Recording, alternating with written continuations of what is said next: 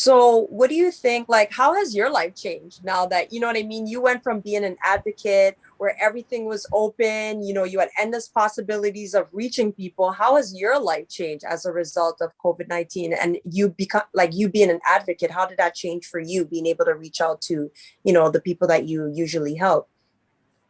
Um, it's not, I wasn't doing more of like the typical engagements where I was networking, going out to meet people and things like that. But Mhm. a lot of the people that would come and reach out to me it was word of mouth. So they knew that I did this work, or they knew I was someone that understood. So they would just reach out to me and ask me for either coping mechanisms, do I know a good Black therapist, like things of that nature, and just kind of, putting them in the right direction, steering them in that right direction. But for sure, I think it was just the interaction of like humans and going out to do events that was missing.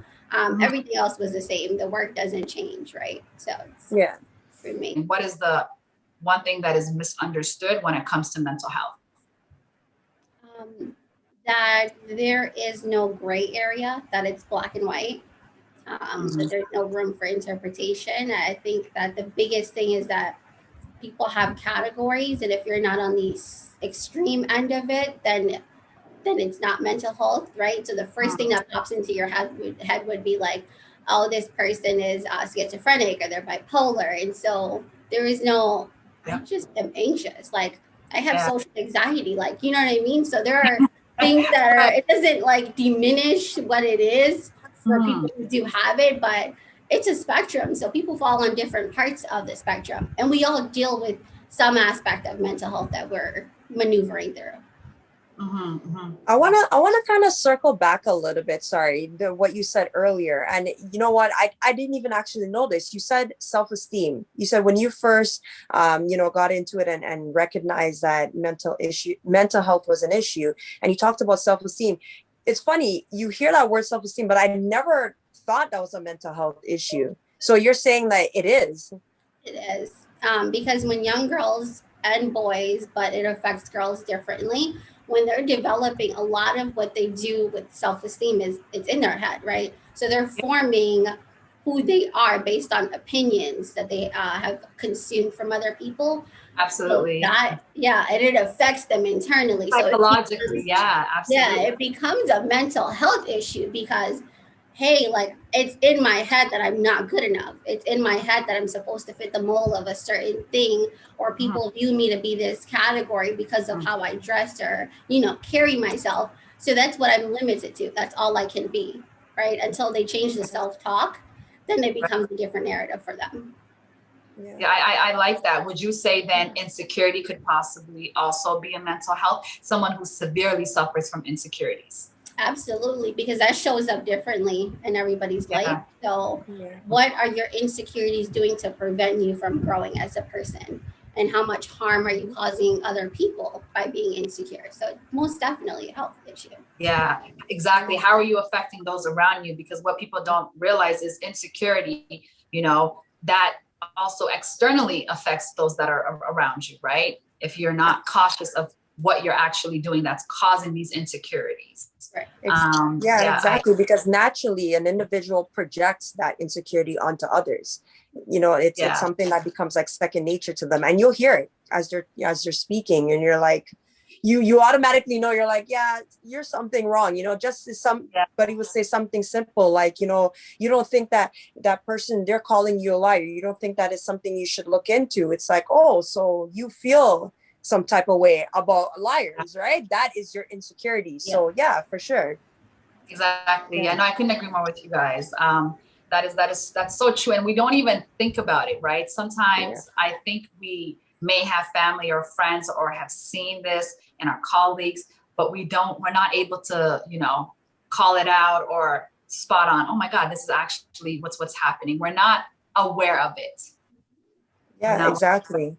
we're And I not, we're have to say too, like mental health, especially for me, because you're so right, Hani. Like you hit it right on the nail. Like amongst the Black community, we never spoke about it. Like our parents never sat down with us and had those open conversations. So when you think about mental health, like automatically your mind, we're thinking the major things. We're thinking schizophrenia or you know what I mean? Something like super major, not realizing that, yeah, like you said, self-esteem, insecurities, you know, something that is that is a mental health. So that was something, unfortunately, I learned as an adult, and I continue to learn along the way. Yeah. Um, and I think that it's great now more than ever that social media, you know, is doing more to kind of like address those issues and implement and, you know, have like different scapegoats or whatever for people to try to deal Create with these awareness. types. Yeah. Right. Exactly. Yes. Yeah. Yeah. I was gonna say on that note, I'm glad you brought that back up, Maya, because I was thinking about this earlier when Hani started the conversation. She was talking about the Somali community. And I think I brought up like just the Black community in general. Hani, what would you say now? What does it look like considering there's all this education out there? Would you say that the melanated communities, Black communities, are a lot more woke about mental health because of the education that's out there?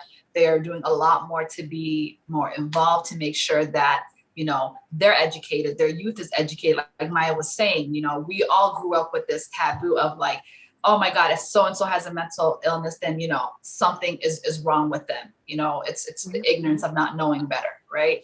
But now you're able to educate your kids like, hey, if you're feeling like XYZ, come to me, come talk to me. You know, nothing is wrong with you. We can help you, you know, cope with it. There are solutions to what you're going through. For sure. You definitely said it. It's the acceptance of it has happened within our community. So now it's like, okay, well, let's get educated. Let's do the work. And so we're at that point where we are doing the work. No one's really this stigma that was there before. We're definitely shied away from it. I'm not going to say it's entirely gone, but Yeah. we're a lot more open to receiving information. And a lot of us are doing the work because we can't progressively be successful and move on until the healing has happened. So Exactly. Or until you are aware, right? Because I feel a lot of people lack self-awareness. And until you're able to accept what's actually happening, you're not going to be able to find any resolution to the problem. And that's definitely, I think, the situation with our communities. You know, people need to stop being afraid of, you know, to speak out and speak up against what mental health actually looks like. You know, that doesn't mean there's something wrong with your child. It doesn't mean something's wrong with you. You're human. You're allowed to suffer. You're allowed to go through, you know, different stages of what mental illness looks like. It could be different for you, just like it could be different for me or Maya, right? But we just have to be comfortable enough to have that conversation. So I think it really comes down to education and maturity. Yeah. So with that being said, Hani, do you think that there's any cure for mental health problems or issues that people are experiencing? I would say the cure is education and doing the work. Um, so the more you're educated on what your problem is and you're actively doing what you need to do to heal yourself, that's the cure. There's no pill that we can take to get rid of things unless you've been diagnosed with some of the major things on the spectrum where you're taking medications for it. But I for sure would say education and intentionally doing the work that you need to do. Yeah, and I want to add on to what Hani said. I know in our community, I'll speak on that.